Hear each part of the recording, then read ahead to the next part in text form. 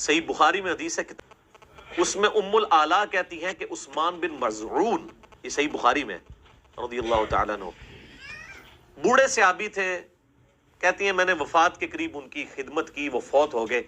جب وہ فوت ہو گئے تو میں نے یعنی ان کے بارے میں کہہ دیا کہ عثمان اللہ کے ہاں تو تیرے لیے جنت ہی جنت ہے، بخشا بخشا ہے۔ تو نبی علیہ السلام میرے پاس کھڑے تھے، تو آپ نے فرمایا تمہیں کس نے بتایا کہ یہ بخشا ہوا ہے؟ خدا کی قسم اگرچہ میں اللہ کا رسول ہوں لیکن مجھے نہیں پتا میرے ساتھ کیا ہونا ہے۔ صحیح بخاری کی حدیث نمبر 1243 ہے، اور انشاءاللہ اس حدیث کے ضمن میں ہم ایک اپنے عقیدے کو بھی سمجھنے کی کوشش کریں گے۔ اور امام بخاری رحمۃ اللہ علیہ کی صحیح بخاری میں الحمدللہ جا بجا ایسے مقامات ہیں جہاں پر عقیدہ اہل سنت بالکل واضح طور پہ سمجھ آتا ہے، اور انہوں نے عقیدہ اہل سنت کو بیان بھی کیا ہے۔ اس حدیث کا خلاصہ یہ ہے کہ ایک صحابی تھے حضرت عثمان بن مظعون رضی اللہ تعالیٰ عنہ، وہ وصال کر گئے، وہ ایک لمبی حدیث ہے۔ تو جب وہ وصال کر گئے تو حضرت علا ام علا رضی اللہ عنہا، یہ ایک انصاری صحابی کی بیوی تھیں، انہوں نے کہا کہ ان اللہ اکرمہ، اللہ نے ان کی عزت کی، لقد اکرمک اللہ، یہ لفظ کہا کہ اللہ نے اے عثمان بن مظعون تمہاری عزت فرمائی۔ اب نبی پاک صلی اللہ علیہ وسلم نے فرمایا کہ تمہیں کیسے پتہ چلا، مفہوم اس کا، وما یدریکی، تمہیں کیسے پتہ چلا اللہ ان اللہ اکرمہ کہ اللہ نے اس کی عزت فرمائی؟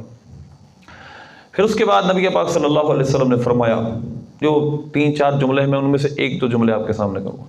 آپ نے فرمایا واللہ ما ادری، اللہ کی قسم میں نہیں جانتا، وانا رسول اللہ، حالانکہ میں اللہ کا رسول ہوں، ما یفعل بی ولا بکم، کہ میرے ساتھ اور تمہارے ساتھ کیا ہوگا۔ اب یہ قرآن حدیث پاک ہے، اور اس حدیث پاک کا ایک حصہ ہے وما ادری ما یفعل بی ولا بکم، مجھے تو خود نہیں پتا کہ میرے ساتھ کیا ہونا ہے اور تمہارے ساتھ کیا ہونا ہے۔ اس کے ساتھ ہم ایک اور قرآن پاک کی آیت کو بھی ملاتے ہیں، 26ویں پارے کی پہلی سورہ احقاف کی پہلے رکوع کی آیت۔ اللہ فرماتا ہے، اللہ اپنے حبیب کو فرمایا، آپ کیا کہیں، ما ادری ما یفعل بی ولا بکم، میں نہیں جانتا کہ میرے ساتھ اور تمہارے ساتھ کیا ہوگا۔ اب یہ میں نے آپ کے سامنے قرآن پاک کی آیت بھی پڑھ دی اور حدیث پاک، ان دو کو بیان کرنے کے بعد کچھ لوگ یہ کہتے ہیں کہ دیکھیں جی، جب نبی پاک صلی اللہ علیہ وسلم کو نہیں پتا کہ ان کے ساتھ کیا ہوگا اور ہمارے ساتھ کیا ہوگا، تو آپ کو علم غیب تو نہ ہوا، پھر آنے والی چیزوں کی خبر تو آپ کو نہ ہوئی۔ اب جو آپ نے بات سمجھنی ہے وہ یہ ہے کہ یہاں پر جو الفاظ حدیث پاک میں ہے اور قرآن پاک میں وہ کیا ہے، ما ادری ما یفعل بی ولا بکم، میں نہیں جانتا کہ میرے ساتھ تمہارے ساتھ کیا ہوگا۔ عربی کا لفظ ہے ادری، درا یدری درایتن، اور ایک لفظ ہے علم یعلم علما۔ اچھا، نبی پاک صلی اللہ علیہ وسلم نے اپنے علم کی نفی نہیں کی، یہ بڑی قابل غور بات ہے۔ آپ نے یہ نہیں فرمایا ما علم، میں نہیں جانتا، یہاں فرمایا ہے ما ادری، میری درایت، میری اپنی عقل، اپنے پیافے سے، اپنے وسائل سے ہم یہ نہیں بتا سکتے کسی کے ساتھ کیا ہوا۔ یہ بڑی قابل غور بات ہے۔ اللہ نے یہ نہیں فرمایا کہ آپ فرمائیں ما علم، میں نہیں جانتا، بلکہ فرمایا ما ادری، درا یدری درایت، درایت کہتے ہیں عقل و حواس سے کسی چیز کو جاننے کی کوشش کرنا۔ مثلا میرے سامنے آپ بیٹھے ہیں، مجھے نظر آ رہے ہیں، میں آپ کو گن سکتا ہوں، میری درایت یعنی میری سوچ سمجھ آپ کو گن سکتی، بتا سکتی کتنے بیٹھے ہیں، کتنے بچے، کتنے بڑے ہیں۔ اچھا، اسی طرح میں کسی چیز کو چھو کر بتا سکتا ہوں یہ سخت ہے یا نرم ہے، سافٹ ہے یا ہارڈ ہے، کیونکہ میری درایت یعنی میرا ہاتھ، میرا سینسر یہ بتا رہا ہے کہ یہ سخت ہے، تو لہذا یہ میری درایت ہے۔ اسی طرح میں کسی چیز کو جب اپنی ناک کے سامنے کرتا ہوں تو بتا سکتا ہوں اس میں بدبو آ رہی ہے کہ خوشبو آ رہی ہے۔ میں کانوں سے آواز سنتا ہوں تو بتا سکتا ہوں کہ یہ آواز کیسی ہے۔ یہ سب چیزیں کیا کس کو کہا جاتا ہے، درایت سے تعلق رکھتی ہیں، 5 سینسز سے، 5 حواس سے۔ اسی طرح حواس ظاہرہ، انسان کے اندر بھی اللہ نے حواس لگائے ہیں، شعور وغیرہ، ان سے بھی کچھ چیزیں جانی جا سکتی ہیں، اس کو کہتے ہیں درایت۔ اب جو خاتمے کی بات ہے، مرنے کے بعد کیا ہوا کسی کے ساتھ، اور اللہ کی وہ باتیں جو جن کو اللہ نے قرآن پاک میں اپنا غیب فرمایا ہے، وہ قیامت کا علم ہے، کون جنتی ہے کون دوزخی ہے، یقیناً یہ انسان اپنے حواس سے نہیں بتا سکتا۔ میں اپنی غور و فکر کر کے نہیں بتا سکتا کہ یہ جنتی ہے دوزخی۔ اس کا تعلق کس چیز سے ہے؟ بتانے سے۔ جب اللہ کسی کو کسی بات کی خبر دے گا اس وقت اس کو پتہ چل جائے گا کہ فلاں کے ساتھ کیا ہوا، اس کے بغیر ممکن نہیں ہے، یہ حقیقت ہے۔ اللہ کے بتائے بغیر یہ کوئی بھی نہیں بتا سکتا کس کے ساتھ کیا ہوا۔ مثلا اس کے ساتھ اب مزید ایک چیز ملا لیتے ہیں، اور یہ 25ویں پارے کی آیت ہے، یہ بھی پیش کرتے ہیں۔ نبی پاک صلی اللہ علیہ وسلم کو اللہ فرماتا ہے ما کنت تدری مل کتاب ولل ایمان، لفظ آپ نے یاد رکھنے، ما کنت تدری مل کتاب ولل ایمان، تدری درا یدری درایت، آپ نہیں بتا سکتے، آپ نہیں جانتے تھے کتاب کیا ہے اور ایمان کیا ہے۔ اب غور طلب بات یہ ہے کہ اللہ نے یہاں پر بھی فرمایا ہے کہ آپ کی درایت، آپ کے حواس یہ نہیں بتا سکتے تھے ایمان کیا ہے کتاب کیا ہے، کیونکہ کتاب کا تعلق کس سے ہے؟ وحی سے، وحی کے نازل ہونے سے۔ ایمان کیا ہے؟ ایمان کی جتنی ایمان والی چیزیں ہیں، مثلا فرشتے ہیں، قیامت ہے، جنت ہے، دوزخ ہے، انسان کسی طرح بھی ان میں سے کسی چیز کو دنیا میں نہیں دیکھ سکتا اپنے حواس سے۔ یعنی جو مرضی انسان کر لے، جتنی مرضی ٹیکنالوجی آج ایجاد ہو چکی ہے، لیکن یہ نہیں بتایا جا سکتا کہ قبر میں لیٹے شخص کے ساتھ کیا ہو رہا ہے، اس کا خاتمہ ایمان پر ہوا یا نہیں ہوا۔ اسی طرح انسان جتنا مرضی، اب بہت بڑے اب تو وہ اعتراف ہو رہا ہے کہ انسان کھربوں سال بھی لگا دے تو اس کائنات سے باہر نہیں جا سکتا، تو جب یہ سارے آسمان ختم ہو جاتے ہیں اس کے بعد تو جنت آتی ہے۔ تو لہٰذا ایمان جن پر ہم نے ایمان رکھنا ہے وہ اللہ کی ہستی ہے، وہ تمام وہ چیزیں ہیں جن کو ہم نہیں دیکھ سکتے، الذین یؤمنون بالغیب، جن کا تعلق ہے غیب سے ہے۔ تو لہٰذا نبی پاک صلی اللہ علیہ وسلم کو اللہ فرماتا ہے آپ نہیں جانتے تھے کہ کتاب کیا ہے اور ایمان کیا ہے، یقیناً آپ کوئی بھی اپنی عقل سے یہ چیزیں نہیں بتا سکتا۔ تو اللہ نے فرمایا اے حبیب یہ باتیں عقلی نہیں تھیں، یہ باتیں حواس سے نہیں جانی جا سکتی تھی، اس کا تعلق کس سے ہے؟ اللہ کے بتانے سے۔ جب اللہ نہیں بتایا تھا اس وقت آپ کو نہیں پتا تھا، کیونکہ آپ کے علم کی ایک ابتدا ہے نا، مخلوق کے ہر مخلوق علم کی ابتدا ہے، آپ کے علم کی بھی ایک ابتدا ہے، ایک انتہا ہے۔ اللہ کے علم کی نہ ابتدا ہے نہ انتہا ہے، وہ ازلی ابدی ہے۔ نبی پاک صلی اللہ علیہ وسلم کا علم بھی ایک وقت شروع ہوا اور ایک وقت تک، یعنی ابتدا اور انتہا ہے۔ ہمیں نہیں پتا کیا انتہا اس کی، لیکن اللہ جانتا ہے اس کی ایک انتہا ہے۔ تو لہذا نبی پاک صلی اللہ علیہ وسلم کو جب اللہ نے نہیں بتایا تھا تو ان چیزوں کا آپ کو علم نہیں تھا، اور جب بتا دیا تو پھر آپ کو اللہ نے ما کان وما یکون، جو کچھ ہو چکا جو کچھ آنے والا ان تمام کا علم دے دیا، جس کو اللہ نے قرآن پاک میں فرمایا وَعَلَّمَكَ مَا لَمْ تَكُنْ تَعْلَمْ وَكَانَ فَضْلُ اللَّهِ عَلَيْكَ عَظِيمًا، کہ آپ جو نہ جانتے تھے اللہ نے آپ کو سکھا دیا، اور اللہ کا آپ پر بڑا فضل ہے۔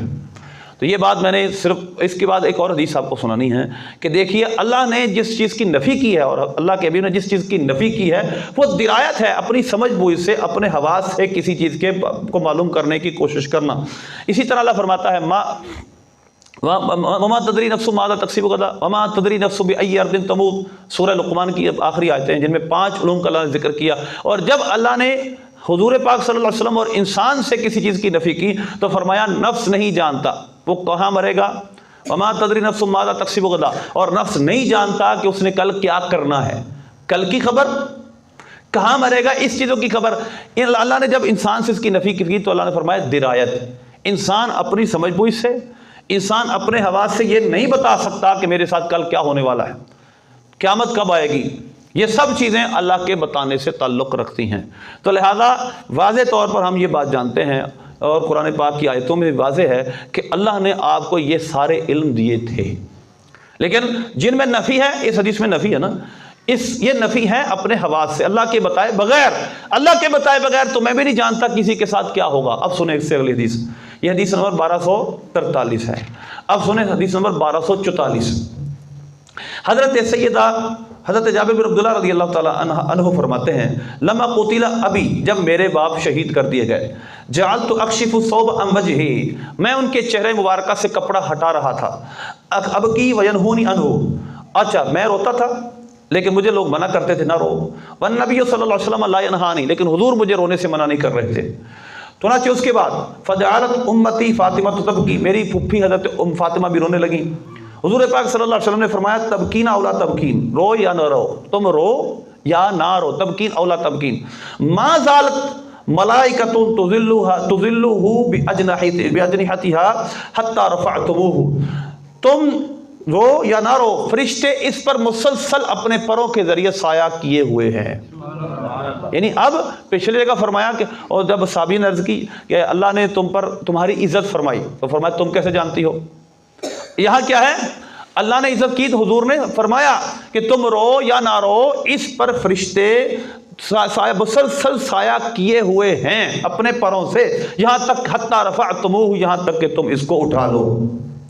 تو لہذا اس حدیث میں حضور فرما رہے ہیں کہ اللہ نے عزت فرمائی، اللہ نے ان پر فرشتے بھیجے، فرشتے سایہ کیے ہوئے ہیں۔ تو اس سے پتہ چلا کہ اس سے یعنی نفی کس چیز کی ہے کہ اپنے عقل سے، اپنے شعور سے، اپنی سمجھ بوجھ سے کوئی نہیں بتا سکتا کہ کس کے ساتھ کیا ہوا ہے، اس کا تعلق کس سے ہے؟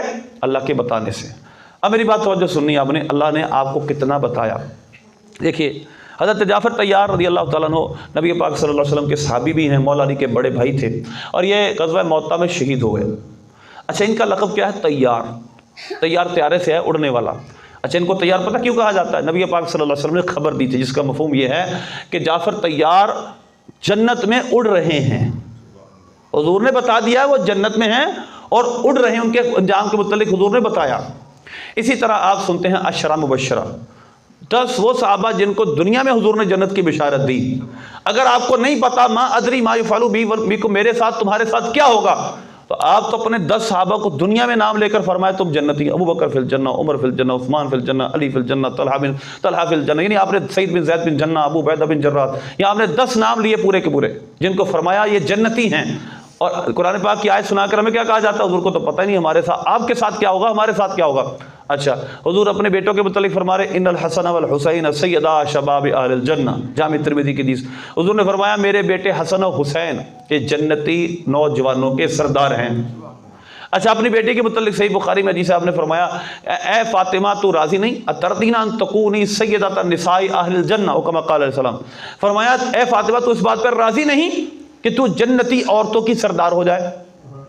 اپنے رشتہ داروں کے متعلق، اپنے صحابہ کے متعلق حضور فرما رہے ہیں یہ جنتی ہیں، یہ جنتی عورتوں کی سردار ہیں، جنتی نوجوانوں کے سردار ہیں۔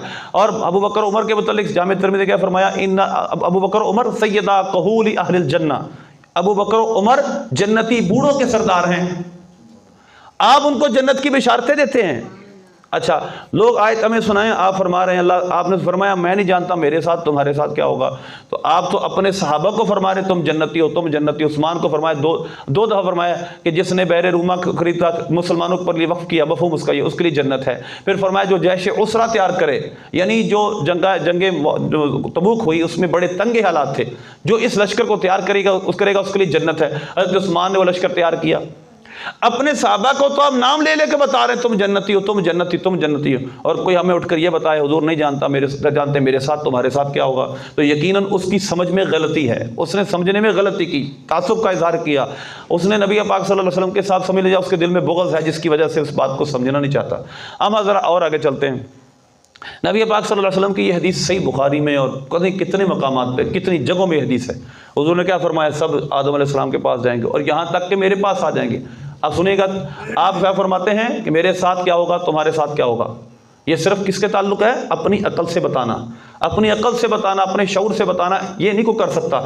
ہاں اللہ نے آپ کو کتنا بتا دیا کہ آپ کے ساتھ کیا ہوگا، آپ کے صحابہ کے ساتھ کیا ہوگا۔ سنیں قیامت کا دن ہوگا، تمام لوگ آدم علیہ السلام سے لے کر عیسیٰ علیہ السلام تک آئیں گے، عیسیٰ علیہ السلام فرمائیں گے جاؤ محمد صلی اللہ علیہ وسلم کی بارگاہ میں چلے جاؤ، وہاں سے رسوانا ہوگی۔ حضور کیا فرماتے ہیں؟ میں جنت میرے پاس آئیں گے، فرماؤں میں کہوں گا انا لہا، میں اس کام کے لیے ہوں، میں اس شفاعت کے لیے ہوں، میں سجدے میں گر جاؤں گا، اللہ فرمائے گا یا محمد ارفع رأسک وسل تعطى واشفع تشفع، اے میرے پیارے حبیب اپنے سر مبارک کو اٹھائیے، سوال کیجئے عطا کیا جائے گا، شفاعت کیجئے قبول کی جائے گی۔ اب آپ فرماتے ہیں مفہوم اس کا یہ ہے کہ میں ہر اس شخص کی شفاعت کروں گا جس کے دل میں ایک رائی کے دانے کے برابر بھی ایمان ہے، اس کو جنت میں، اب اس کو جہنم سے نکال کر جنت میں لے جاؤں گا۔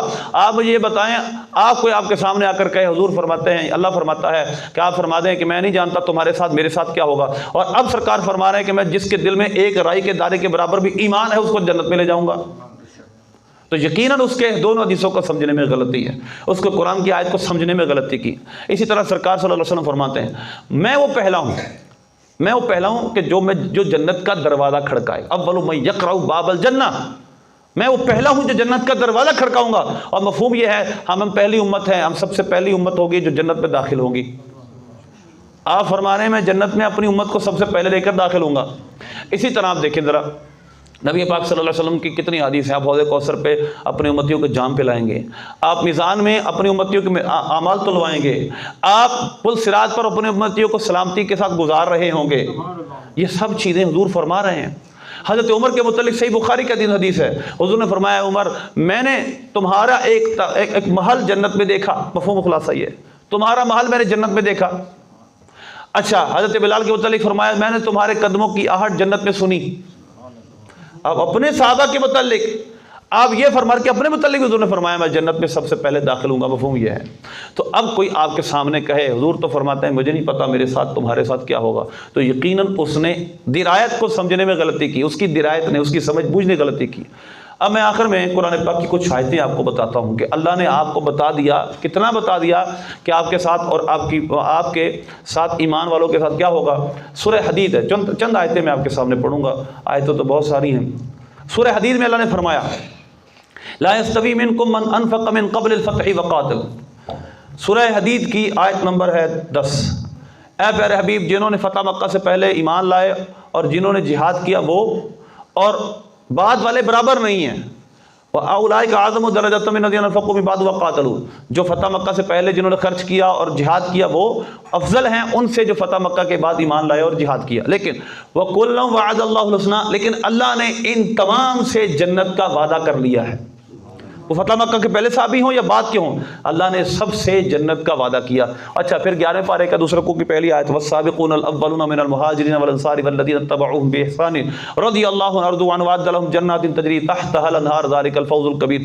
والسابقون الاولون من المہاجرین جنہوں نے پہلے یعنی سبقت کر گئے جو ہجرت میں، جو پہلے ایمان لائے ہجرت کی جنہوں نے، اور جنہوں نے ان مہاجرین کی اور ان انصار کی پیروی کی اچھائی میں، اللہ ان سے راضی وہ اللہ سے راضی. اب اللہ فرما رہا ہے جنہوں نے پہلے ہجرت کی پہلے ایمان لائے اللہ ان سے راضی ہو چکا اور ان کے جو اتباع کریں گے ان سے بھی راضی ہو چکا. اسی طرح سورہ تحریم کے 29 پارے کا آخری رکوع ہے، اللہ نے اس کے اندر کیا فرمایا جو اللہ اپنے حبیب کے ساتھ قیامت کے دن کرے گا، جو آپ کے ساتھ ہوگا، آپ کے اعزاز و اکرام فرمائے گا. اللہ نے 28 پارے کے آخری رکوع میں اس کو بیان کیا.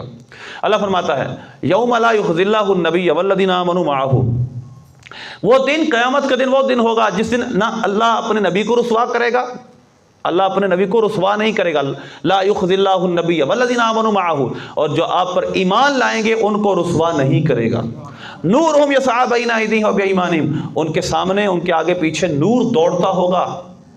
یقولون ربنا اتمم لنا نورنا واغفر لنا، وہ کہیں گے اے ہمارے رب ہمارے نور کو مکمل کر، ہماری بخشش فرما. انک علی کل شیء قدیر، بے شک تو ہر شے پر قادر ہے. یہ سورہ تحریم کی آیت نمبر 8 ہے.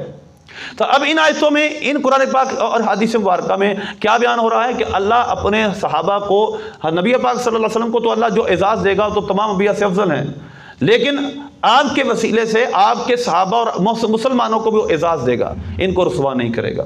اسی طرح سورہ تحریم کی آیت نمبر 12 میں بھی اللہ نے یہی فرمایا یوم تری المؤمنین والمؤمنات یسعی نورہم بین ایدیہم وبایمانہم بشراکم اليوم جنات تجری من تحتہا الانہار. اللہ تو ان کے سامنے آگے پیچھے دور دوڑتا ہوگا اور ان کو کہا جائے گا تمہیں جنت کی بشارت ہے.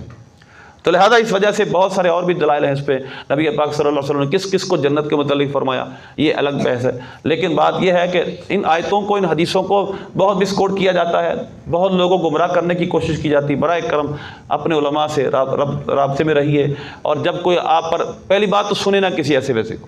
نبی پاک صلی اللہ علیہ وسلم صحیح بخاری کی حدیث ہے، آپ کو کہے گا یہ آپ کو منع کرتے ہیں نہیں، صحیح بخاری کی حدیث ہے.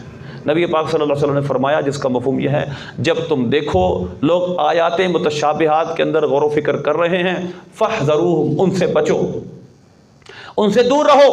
یہ وہی لوگ ہیں جن کے متعلق اللہ نے فرمایا ان کے دلوں میں کجی ہے، سورہ آل عمران کے پہلے رکوع میں، کہ جو آیات متشابہات کے پیچھے بھاگتے ہیں ان کے دلوں میں کجی ہے. حضور نے فرمایا ان سے دور رہو، کہیں یہ تم کو گمراہ نہ کر دیں. ایاکم و ایاہم، تم ان سے دور رہو یہ تم سے دور رہیں، کہیں ایسا نہ ہو کہ یہ تمہیں گمراہ کر دے. لہذا پہلی بات تو باتیں سنیں ہی نہ، کسی نے سنا دی ہے تو پھر کم از کم تصدیق ضرور کروائیں. اللہ سے دعا ہے اللہ عمل کی توفیق عطا فرمائے. آمین بجاہ النبی الامین صلی اللہ علیہ وسلم.